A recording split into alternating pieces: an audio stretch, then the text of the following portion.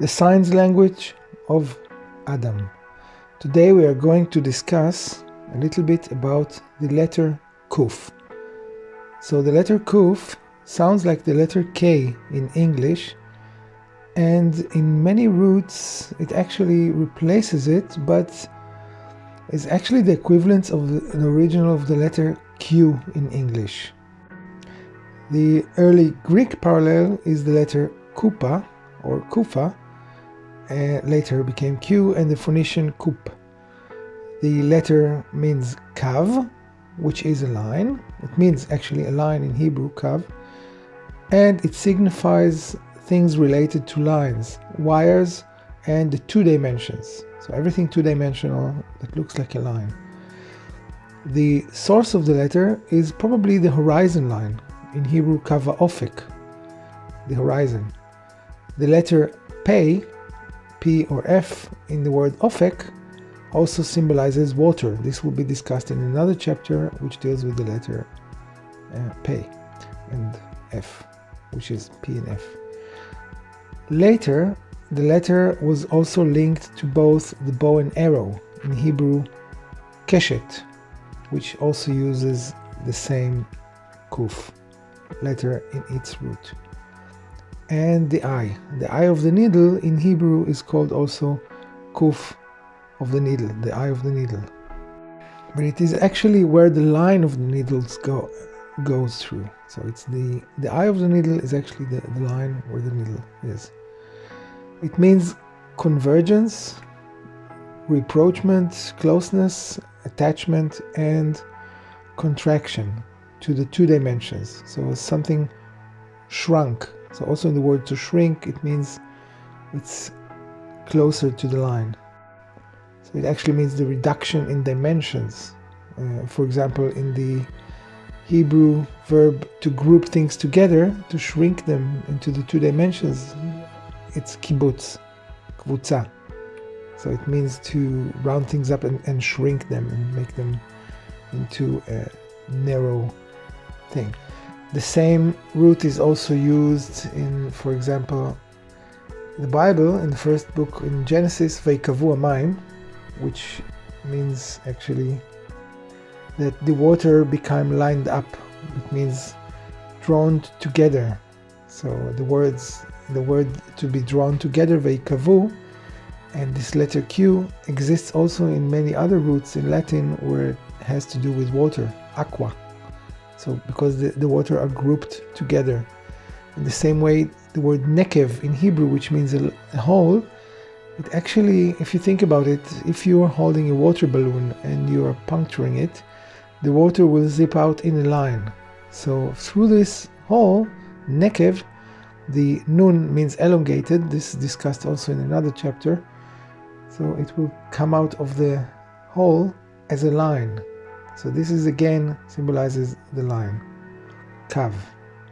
Another word which uses the kuf is makel, which is actually a stick. So both in Hebrew and in English, the kuf, or shtuk, stock, also in German, uses this k, or kuf, as symbolizing of elongated things which are linear or similar to a line. One has to remember that in the German English, the spelling was not codified and unified. It only became later with the print. So different words were written with different spellings, sometimes with a Q, sometimes with a K, sometimes with a C, and it doesn't bear meaning. But the Hebrew roots in the Bible still are very important and still represent mostly the roots as they were thousands of years ago, which still have something to do with the meaning of each letter, or at least the symbolic meaning of each letter. The same is true to the word kane, which became the English word cane. So it's something elongated and linear. Another usage of the word is when you tie a knot and it becomes closer and closer, you see also with the kuf, to the line of the band, it becomes a knot, or kesher in Hebrew. Both are using this letter Quf, so it becomes entangled. And yeah. Another example is in the word kafatz. So you see the fatz, tzaddik means going out of the line. This is discussed in another chapter, but the line and going out of the line means that it has to be first of all a line which you can go out of. So in the word kafatz, or jumped out of the line, it's something that jumps, and it jumps always from a line, from the line of water, like a frog, which lives in the water and has the root fe in it, which means water, but this is discussed in another chapter. And it uses the kafatz or kfitz, spring, something that jumps out the line. When you're standing on the edge of something, it has in Hebrew called katzeh, which is the edge. It means the edge or the line of the edge. And the dental consonants tend to change between them. So for example, T, S, like aus, out, and tzaddik, TS, it's also the letter tzaddik tends to interchange between them. D also. So the word katzeh became also the word cut. So if you cut a rope, you get the edge. So it's the line of the edge. It's also the edge of the rope. Or ketz, a rope. If you cut it too much, it becomes in Hebrew katzar, meaning too short or short. Katzar, it's a short head or short, something short.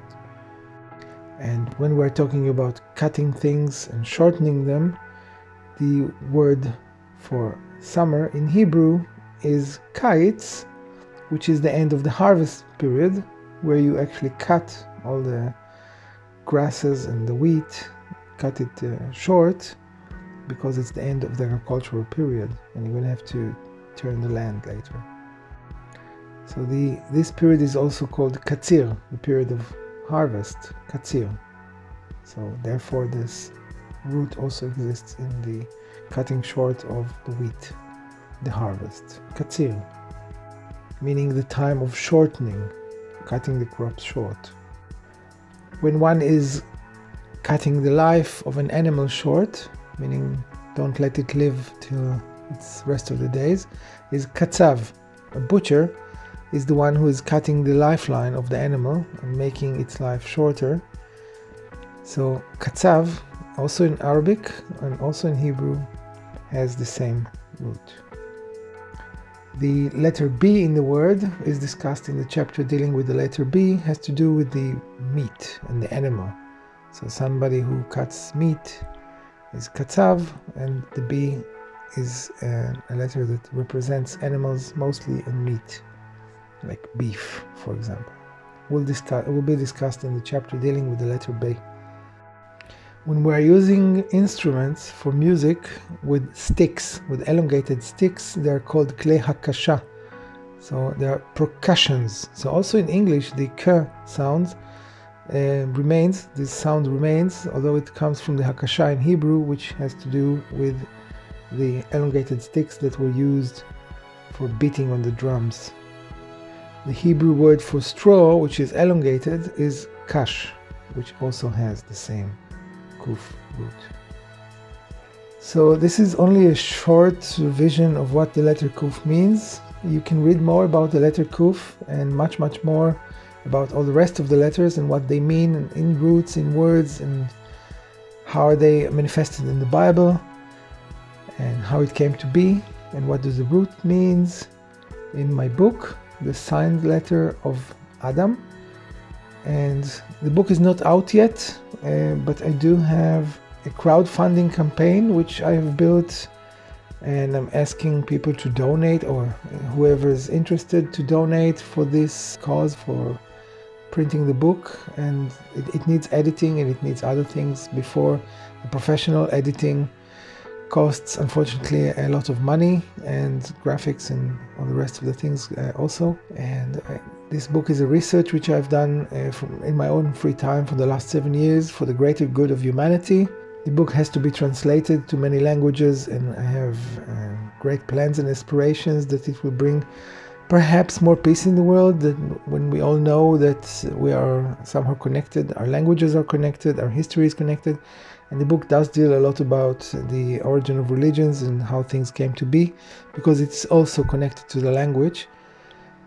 And editing it in so many languages would cost quite a lot, and this is something that I hope will, even if I don't raise all the money, at least for the beginning, and the rest will be later on. So I've built some rewards which people can get when they contribute. For example, a contributor can get his name for a certain sum written in the front pages of the book, or as a memory for a loved one.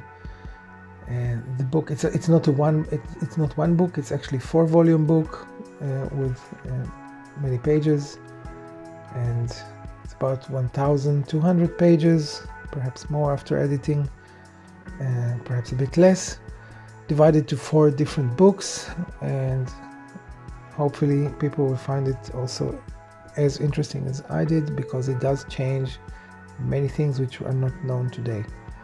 Thank you very much for listening to me, and whoever can contribute, that would be great. If not, please wait until the book is finished, and then I will try to make it as affordable as possible. Thank you very much, and goodbye. Take care.